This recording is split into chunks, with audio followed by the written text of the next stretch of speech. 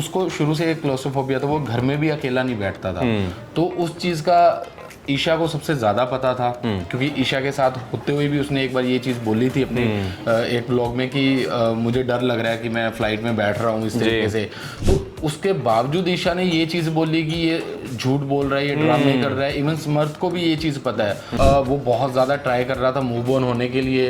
वो पार्टीज़ में गया, वहाँ पे लड़कियों से बात की उसने। अच्छा। कि जिस तरीके से मूव होने के लिए फीमेल फ्रेंड से मिला अपनी, कि ठीक है, सब दोस्त चाहते थे कि तू मूव ऑन कर जा, तो वो सबसे मिलता था, बट 5 मिनट बाद उसको ये होता नहीं, मेरे को ईशा ही चाहिए, मेरे को नहीं किसी लड़की से बात करनी। तो अगर अभिषेक और मनारा का कोई सीन हो तो? नहीं, वो हो ही नहीं सकता। क्यों? नहीं, वो बिल्कुल भी नहीं हो सकता। और मुझे नहीं लगता कि मनारा का कुछ इस तरीके से है। मैं कही जी सत श्री अकाल। फिलहाल अपा जिहड़ी गलबात है पंजाबी टू हिंदी में भी करेंगे क्योंकि हमारी जनता वैसी है। फर्स्टली कॉन्ग्रेचुलेशंस, आपके दोस्त अभिषेक बहुत कमाल कर रहे हैं। I'm also welcoming you to filming and the name is Resty. और बाकी तो आप बताइए, हाउ आर यू फीलिंग? जब दोस्त अच्छा करता है तो बहुत अच्छा लगता है। बहुत अच्छा लगता है और प्राउड फील होता है कि हमारा दोस्त यहाँ तक आगे तक चला गया। और उससे ज़्यादा प्राउड फील तब होगा जब वो जीत के आएगा। तो बालों पे क्या लगाया आपने? ऐसे पूछ रहा हूँ। Hair spray. नो, मेरे तो आप कोई लोड नहीं पाई। ओके, अब सबसे कमाल बात जब होती है जब आप दोस्त को बहुत लंबे अरसे से जानते हैं, आपने उसके हर समय में उसका साथ दिया है, अच्छे बुरे तमाम चीज़ें। पहले मुझे आपके अपनी अभिषेक की दोस्ती के बारे में कुछ बताएं, कैसे शुरुआत हुई, कैसे मिले, कैसे सिलसिला शुरू हुआ? हम लोग, हमारे एक कॉमन फ्रेंड था चेतन, जिसके थ्रू हम लोग मिले। चेतन और पंजाबी या वो उधर से ही है। हाँ, और उसके बाद हम लोग मिले तब अभिषेक का उडारियाँ का ऑडिशन शूट करना था। अच्छा, वाह। तो उस टाइम पे मैंने ही उसका ऑडिशन शूट किया था। वहाँ तो आपकी वजह से वो उडारियों में गए हैं? नहीं, ऐसा श्रेय लेना चाहते हैं आप? नो। अच्छा, फिर तो तब हम लोग मिले और फिर वहाँ से हमारा मतलब डेली हम लोग मिलते थे, चंडीगढ़ में होते थे, घूमते फिरते थे साथ में। तो वहाँ से अच्छे दोस्त बन गए हम लोग। ओह वाह, वेरी वेरी नाइस। चंडीगढ़ में कहाँ कुछ घूमते थे? खरड़, मोहाली? खरड़ में रहते थे, घूमते चंडीगढ़। खरड़ में कहाँ? Don't tell me Nivana greens and these nature huts and all. नहीं, ये तो मैंने सुना भी नहीं। कहाँ पे रहते थे फिर आप? हम लोग इम्पीरियल में रहते थे। इम्पीरियल में, okay. I used to live in Amayra Greens which is in the Kharar. I'll tell you later on. Okay, going ahead. मेरी बगल वाली बिल्डिंग में अंकित गुप्ता रहता था। अगर आप अंकित गुप्ता के घर पे गए हैं तो आपको पता नहीं, मैं अंकित के घर पे नहीं। क्यों नहीं गए, जा पाए आप? क्या हुआ? अंकित से मैं एक ही बार मिला था, वो भी अभिषेक के थ्रू। और अभिषेक के साथ ही हमारा ज़्यादा था, मतलब मैं कभी अभिषेक के सेट पे भी नहीं गया। ठीक है, उनसे ज़्यादा मेरी कभी बातचीत नहीं। ठीक है, मुद्दे की बात कर लेते हैं। फिलहाल अभिषेक के साथ बहुत सारी चीज़ें हो रही हैं, अच्छी बुरी और तमाम चीज़ें। लेकिन सबसे कमाल बात यह है कि ऑडियंस का प्यार ना कम है ना होगा, जो मैं देख और समझ पा रहा हूँ।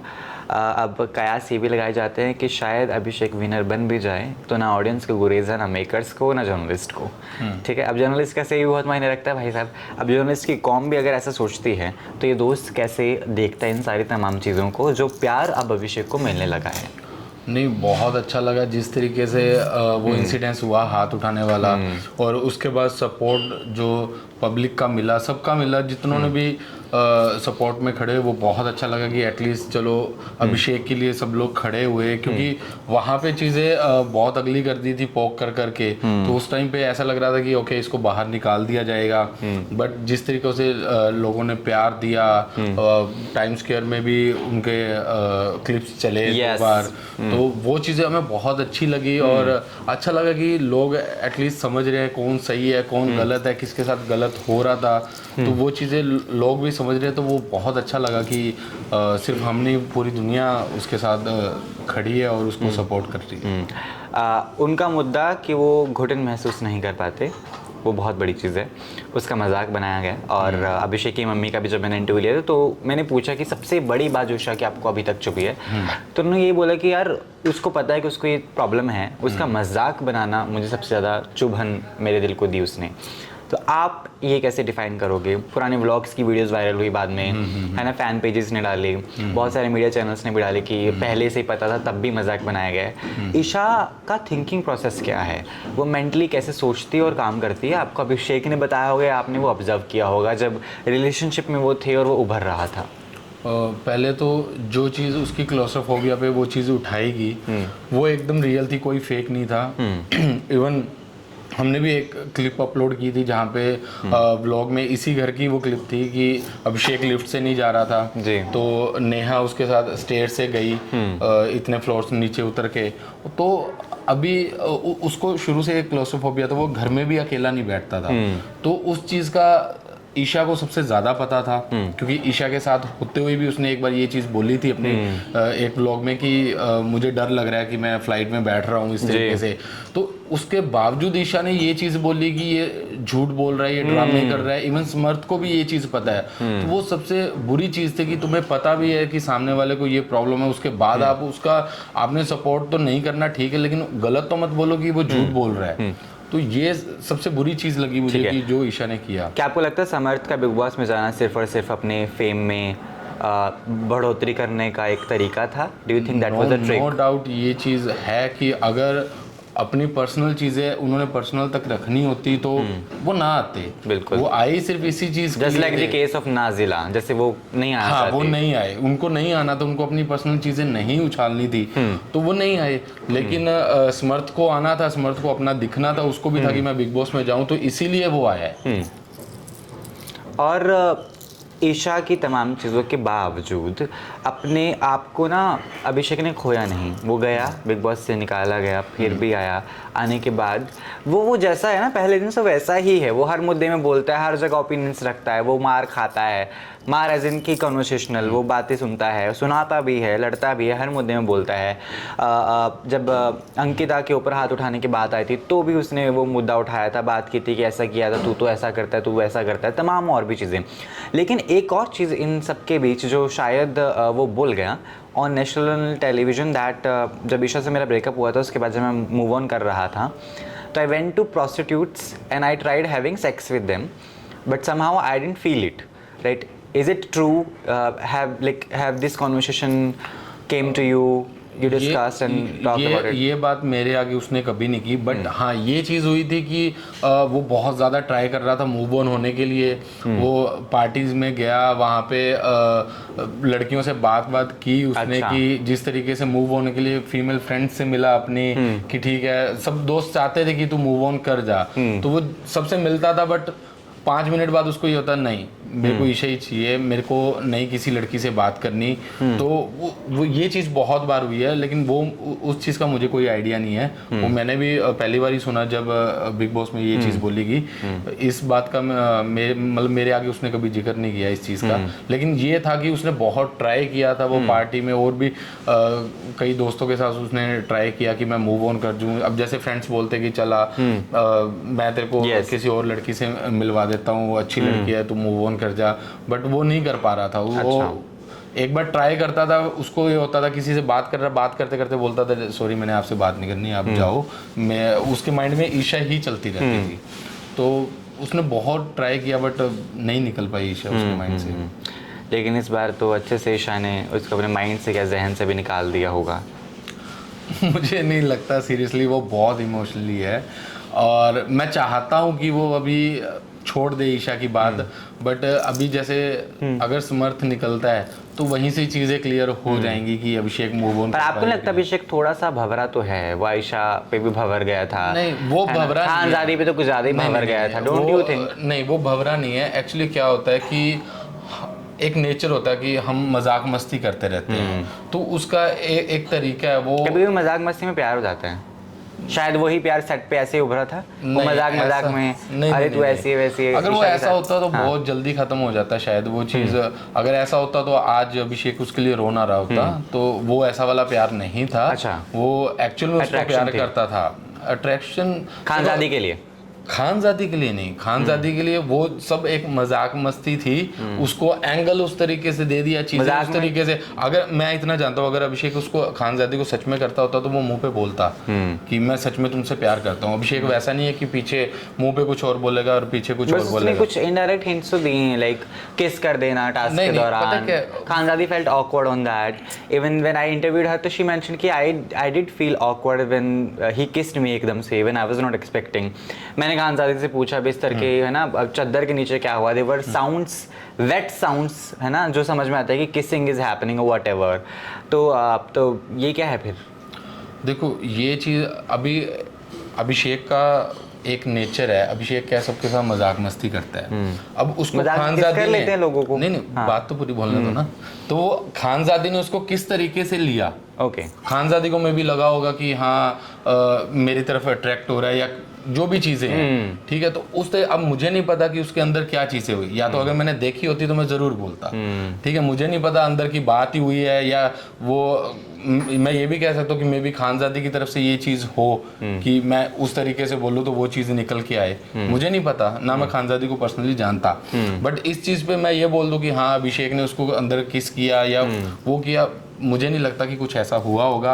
अब हुआ भी है तो वो चीज़ें उन दोनों को ही पता है, क्योंकि ओपनली वो सामने आई नहीं है वो चीज़ें। और अभिषेक का कोई भी उस तरीके से नहीं है कि वो खानजादी को प्यार करता है। वो एक ये कह सकते हैं कि मे भी एक चीज़ शुरू हो रही है, जैसे आपने बोला कि कुछ हिंट्स दिए, तो वो ये होगा कि ठीक है बाहर निकलते हैं, देखते हैं, अगर लगता है कि वर्क करना, कि अभी मैं ऐसे ही बोल दूँ हाँ मैं तुमसे प्यार करता हूँ, तो वो चीज़ नहीं है कि इतने दिन में मैंने ऐसे बोल दिया हाँ प्यार करता हूँ। तो मे भी वो शायद एक चांस देना चाहते हो, इसलिए अभिषेक ने ये चीज़ बोली हो कि बाहर जाके एक बार देखते हैं। तो ऐसा भाभी आप खानजादी को एक्सेप्ट करेंगे? नहीं, बिल्कुल नहीं। मैं अभिषेक मतलब वैसे अगर अभिषेक बोले कि यार आई लाइक दिस, अभिषेक बोलेगा तो वो तो कर ही लेंगे। हमें वो उसमें हम खानजादी से मुझे कोई पर्सनल प्रॉब्लम थोड़ा है, वो तो अभिषेक की लाइफ है। मैं उस पर ये नहीं बोल सकता कि हाँ ठीक है कि अभिषेक उस तरीके से। पर दोस्त ओपिनियन तो देती है ना कि नहीं यार लड़की ऐसी है, जब पूछेगा तो मैं जरूर दूंगा।